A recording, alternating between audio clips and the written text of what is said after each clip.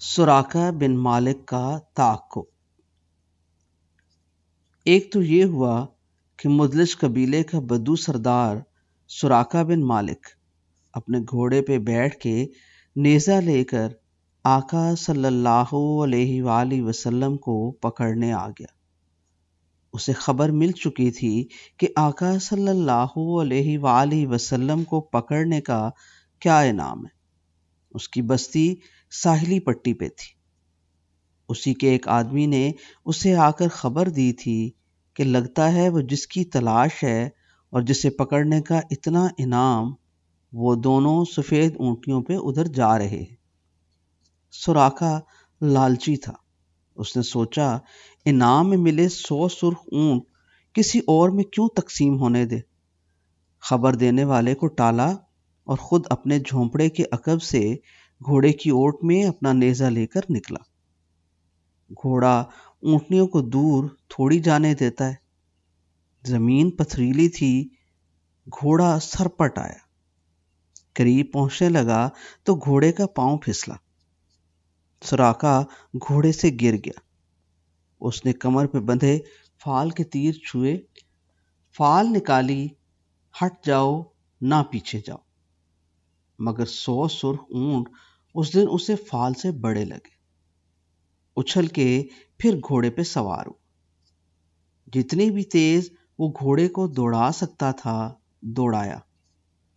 इतना करीब पहुंच गया कि आका सल्लल्लाहु अलैहि वसल्लम के कुरान पढ़ने की आवाज उसे आने लगी। सैयदना अबू बकर रजी अल्लाह ताला अन्हो भी ताकुब में भागते आते नेज़ा बरदार घुड़सवार को देख के खौफजदा हुए।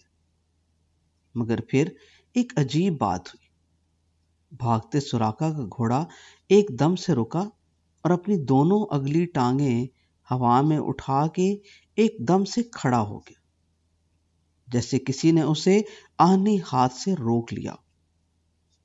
सुराका फिर गिर पड़ा। उसने फिर फाल के तीर छुए। फाल कहे बाज आ, आगे ना जा। उसके सर में भूत समाया था। उछल के फिर घोड़े पे चढ़ा और चाबुक मार मार के अपना घोड़ा लहूलुहान कर दिया। तेज सरपट भागता घोड़ा एक पथरीली चट्टान को अबूर करके आका सल्लल्लाहु अलैहि वसल्लम के करीब होने ही वाला था कि पत्थर की सिलों के अंदर से धुएं का गुबार उठा और भागते घोड़े की अगली दोनों टांगें पत्थर की सिल के अंदर यूं धंस गईं जैसे मक्खन में गरम छुरी। सुराका इस बार अपने ही घोड़े की गर्दन पे गिरा और अपने सारे हौसले खो गया। उसका घोड़ा उससे भी बदतर हाल में था। सुराका सहम गया। उसके दिल में बहुत खौफ आया। वो एक बेइल्म बद्दू था। उसका सारा इल्म एक जोर आवर घोड़े और हाथ में पकड़े नेज़े और अपने मजबूत बाजुओं की कुवत पे था। पहली बार वो ऐसी कुवत से नबुर्द आजमा हुआ था जो दुनिया जहान की मानी हुई कुवतों से बालातर थी, कव्वी थी। उसका घोड़ा पथरीली चट्टान में धंसा हुआ था और वो पथरीली रेत में अटा-पटा जमीन पे गिरा पड़ा था। उसने लेटे लेटे आका सल्लल्लाहु अलैहि वसल्लम के मुख्तसर से काफले को आवाज दी। आका सल्लल्लाहु अलैहि वसल्लम की 2 ऊँटनियों का काफला रुक गया। सुराका बिन मालिक अपना टूटा फूटा जिस्म, सहमा हुआ चेहरा और रुई की तरह धुनके हुए अजाब का हाल देख चुका था। अपनी बिखरी टूटी बेबस हुई लहूलुहान रूह की चीख के साथ आजी से बोटी बोटी होके बोला, मेरी एक अर्ज सुनते जाइए। आका सल्लल्लाहु अलैहि वसल्लम ने सुनने के लिए चेहरा मुबारक उसकी तरफ किया। सुराका बोला, आप लोगों को पकड़ने पे 100 ऊँट का इनाम रखा गया है। मैं लालच में आ गया था, मगर मैंने देख लिया आपको कोई मगलूब नहीं कर सकता। आपका गालिब आना यकीनी है। मेरी एक बिन्नती है, एक अर्ज है। آقا صلی اللہ علیہ وآلہ وسلم نے فرمایا بولو۔ سراقہ بولا جب آپ غالب آ جائیں جو یقینی ہے تو اس لمحے کے لیے مجھے اپنی اس حرکت پہ امان چاہیے۔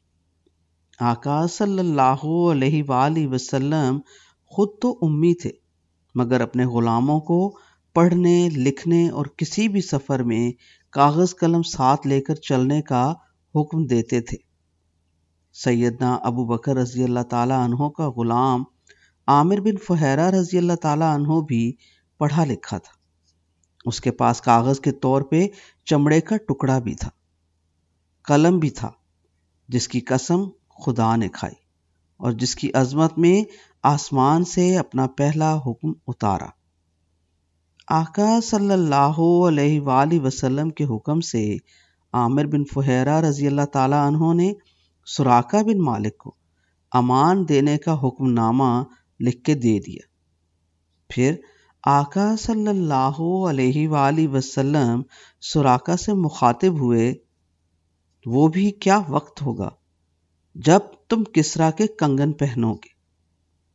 اس لمحے سراقہ کو کسریٰ کی بادشاہت کی وسعت، اس کے سر کے منوں سونے کے چھت سے لٹکتے تاج اور سیروں وزن سونے کے بازو میں پہنے کنگن کا کہاں شعور ہوگا، مگر تاریخ میں یہ بھی محفوظ ہو گیا کہ اس لمحے کے 15 سال بعد جب سیدنا عمر بن خطاب رضی اللہ تعالیٰ عنہ کے دور حکومت میں اسلامی فوجوں نے ایران کی عالمگیر عظیم سلطنت میں اسلام کی خوشبو پھیلا کے اسے فتح کیا تو کسریٰ کے کنگن مدینے پہنچے۔